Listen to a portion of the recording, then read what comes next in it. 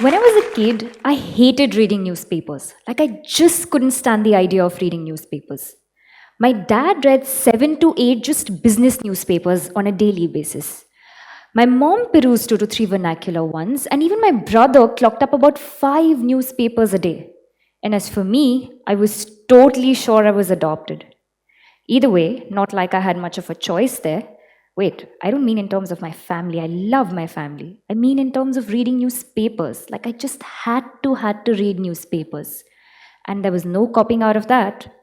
But who could say then that I would go on to start my own organization that literally educates people using newspapers? I mean, now if you were to ask me, I would obviously tell you I don't hate newspapers. I mean, all that much. But you see, the money compensates a little bit. Either way, when I started working on this concept, what really got me hooked onto the idea was the fact that almost every single person I approached with the idea of newspapers, all they had to tell me was newspapers are incredibly important and they have to be read. But despite that, nobody took to it. I mean, most of them, they did not. The very few ones who did, they would just browse over it. Now, saying that it's boring or time crunch is an issue, it's not a credible reason, right? It's such a flimsy reason to justify the importance of something which you're saying can change your life. So I thought possibly they haven't realized what a life changer newspapers can be and how much they can stir their lives to transform into something way, way better than what they had even comprehended. So I was sure that this is what I'm going to do. I'm going to get people to understand the importance of newspapers and leverage it so that they can transform their lives for better. But obviously, to get there, I had to start somewhere a lot more basic. So I decided I'm going to educate people using newspapers. Now, during my growing years, what I realized was newspapers is not an easy thing to read because there's so many complicated terms, jargons spread across different topics. There's business, economics, politics, etc. So obviously, one needs to first understand these, appreciate it before you can go on to use this to leverage your life, right? So that's why I was sure I'm going to start an organization called Reading Right. Now, the objective of this organization, as I already pointed out, was to make sure that people understand newspapers first. I was obviously very nervous. It's a new concept, and I don't know how people are going to react to it. But the D-Day arrives, the day when I actually launch my concept and idea. So I shout out to the world and tell them that, look, this is what we're doing. In case you feel that you need some help with reading newspapers, we're here to help you understand that. Guess what happens? Every single person loves the idea. People wanted to sign up for it almost immediately. Some said this is the next big thing, so unique. I mean, how did you come up with something so fantastic? Now, I don't know how many of y'all actually bought that, but I just said it to feel like a rock star. None of all that happened. In fact, quite the opposite happened. People hated my idea. They thought this is the most non-necessary idea. Some even went on to ridicule my idea left, right, and center. Here's presenting my topic for today, 5+1 tricks that transformed an impossible idea. Now, impossible or not, I was pretty sure I'm going to stick by this idea. In a country like India, where world-class education is not just a privilege, but that which is available to a prized few, and they too have to compete it out, it becomes increasingly important to bridge this gap of education. And only newspapers can do the magic. So I was sure that till this is done, I'm going to be at it and I'm going to be by the side of this concept. Over one coffee conversation with my friend, she tells me that, so basically, you help people read newspapers, right? I was like, yeah, why? No, I mean, can't they do this on their own? Like, I can read newspapers on my own. Why do I need your services for it? Now, I felt so redundant hearing that and so non-necessary. But at the end of the day, this was how people perceived my idea. This was their opinion of my idea. So I was sure that there has to be some change. If this continues, then people are not going to sign up for my concept. So the next thing I do is look at it in a larger picture. What did I want to really do? I wanted to make people think like never before. So I started working towards that. I introduced modules, I introduced something called stakeholder analysis, which basically made sure that people were thinking from different perspectives in every article. And those perspectives belong to the stakeholders of the article. Now, this was just one example. There were several other thinking modules we incorporated.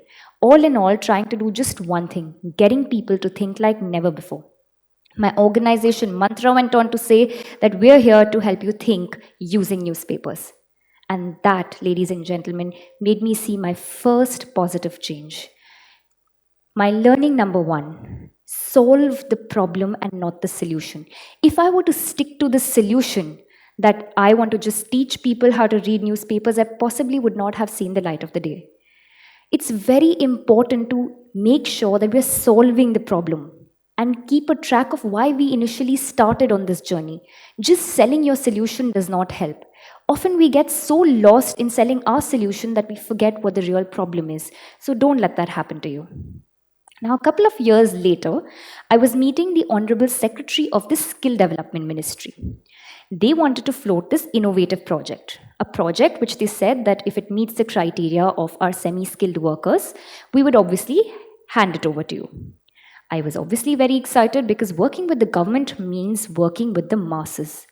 It was a very big deal and so much of learning value. But in the meeting, the Honorable Secretary tells me that your idea seems to be very good, but there is one condition I must put out. And I was like, what is that condition? He said, look, the semi-skilled workers at the end of the day depend on their jobs for their livelihood. And unless you can actually give us a guarantee that these jobs are going to be backed using your program, we cannot give you the project. This was not a very overambitious demand. In fact, it was a very basic demand. For anybody who's meeting out a project, you need a definite deliverable. And this was what the ministry needed from me. Obviously, we hadn't thought of it like that, and we had no idea how we would incorporate this, so we didn't get the project and we came back. But this left me thinking that is it even possible to make sure that people bag jobs just using newspapers alone? Now, what actually went in my mind was something like this. I started wondering, what do jobs really do? What is it that is common across all jobs, be it marketing, HR, finance, etc.? It is this one thing which we call problem solving. Problem solving is there across any and every job because all jobs just put out problems that need to be solved. Now, let us look at what newspapers offer. Newspapers offer various details that you can incorporate into these problems and understand the bigger picture. Now, when you look at newspapers, there are so many topics and there's so many instances. Now, if we were to actually get into the details of each and every instance, we would identify which topic aligns with what and factor in so many more possibilities while solving problems which we wouldn't have otherwise. To even reinstate this fit between newspapers and jobs, I was remembering one interview of mine which I had given at the Indian School of Business. That interview had one pivotal question. In my 10-minute interview, 5 minutes revolved around this question where they asked me to predict the recent state elections. Obviously, nobody knew the answer because the results were not out, but all they wanted to see was my approach. So I got down to starting the entire problem, factor in as many political realms from across various newspapers, anything and everything that would impact the state elections, and whatever my knowledge took me, believe it or not, I would manage to even predict the results as it was when it came out later. But that is not the idea. The more important thing was I topped the interview and I got myself a merit-full scholarship. Now this time I'm not just saying it like that, this is for real. My learning number 2, define the goal in terms of what your customer wants. It's very important to align what your customer wants in your end goal and define it crisply and clearly. Unless you cannot do this, you will not know where you're leading. So it's very crucial that you define the end goal in terms of your customer wants. See, customer is king and so much more importance given to it. Another very important stakeholder whom we give a lot of importance to is our investor. I would say a prospect investor. In one such meeting of mine with a prospect investor, my investor told me that all said and done, we are not very convinced about your levels of commitment. Now, saying that to me, this is my startup, my organization, why will I not be committed to it? He went on to say that do one thing, in a couple of years, get in touch with me if you're still sticking around this idea. Now, that basically went on to say that given the fact that this idea is so unique and impossible and the certainty of it cannot be justified just yet, It is very, very natural for any person to believe this way, that this idea may or may not click. So it's important to gauge the level of commitment of the founder or the team that's working behind it. So I thought maybe because of the impossibility of idea, he wants this. But more than anything else, he wanted me to quantify this. Of course, it was the impossibility of the idea, but also he wanted me to make sure that I'm measuring it in terms of definite terms and telling him that yes, I'm available more for commitment. And in order to measure that, we use a very, very simple metric. What is that metric? It's called marriage. Now, across corporates, marriage is considered to be that one factor that shouts out and says that, hey, I am available for long term commitment because that is what I have done in my personal life. Now, whenever people get married, as you all know, at least in the beginning, they think that they're going to stick around for the rest of their lives. So, similarly, marriage is that thing that flags out that you're available for a long term commitment. Moreover, in a country like India, girls are those people who are expected to relocate to their husbands as compared to the male counterparts. So, as a result of which, their lives are considered to be a lot more non sorted or uncertain as compared to somebody who is married. Because believing that the fact that you're already married, you're settled, your life is sorted, you're not going to relocate anywhere, people know that, okay, you're a lot more certain person to have your bets on. This was what was required of my investor, and my learning number 3: do not, absolutely do not discuss such things with your parents. Just kidding. My learning number 3: filter. Not every concern needs to be tackled, especially if it's not coming from your customer. A lot of times, your investor or your promoter will tell you that this is good for your startup, this should be done for your business model, your product can be done better this way, but you at the end of the day knows your product best. So listen to what you have to say first.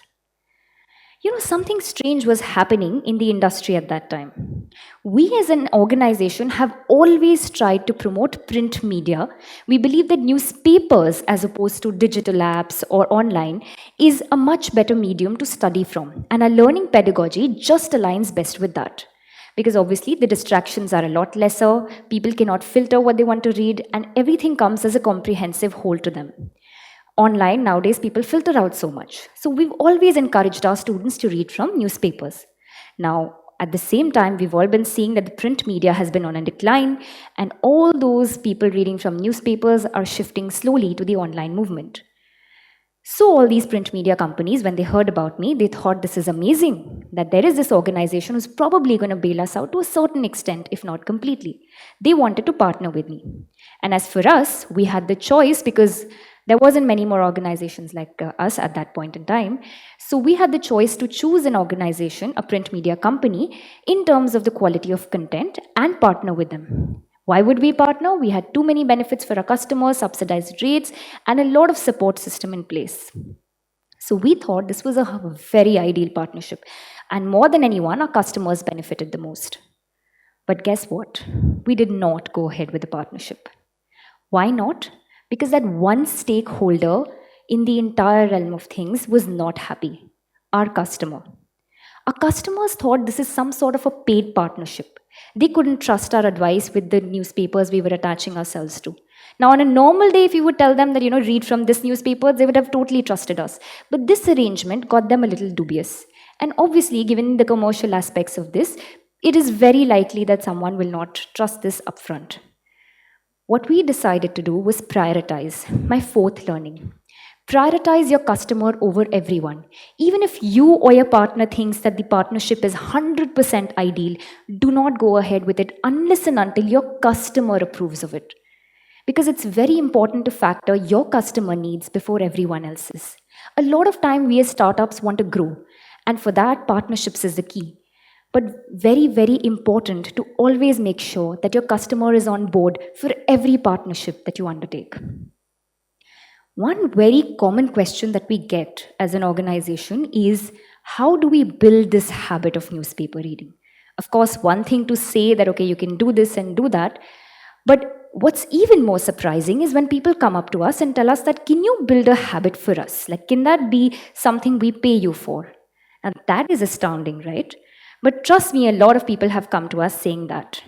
And even as we think that it's a very impossible thing to do, it has always been my organization's goal to try and achieve that as much as possible. Because if people go back not reading and not applying these tools and techniques back in their homes, there's no point of having had them do all of these courses of ours. So we always strive to make sure that they take back a habit that lasts as long as can be. Now, obviously, it's not very easy, so we've still been working at it. But how did we actually get to doing this is very interesting. Once my intern was telling me that, why don't we do something like this? Why don't we put your customers in your role? I was like, what do you mean? She said, you are the one who loves reading newspapers now because you are attached to this. You want to spread this into many lives and you believe that you can transform many lives using this. What if your customers are held responsible for doing this? I was like, that'll be brilliant. I mean, if the customers are made to go and empower other people, then they will be locked in this forever. They will have a habit that will stay forever. My fifth learning, ladies and gentlemen, is empower your customers to empower others. If this happens, your customer loyalty is going to be absolutely high. And they will be locked into something that you had never imagined. This also gives 100% approval to the product or service that you've made, because not that your customer is imbibing it into their lives, but they're using this to transform various other lives around them.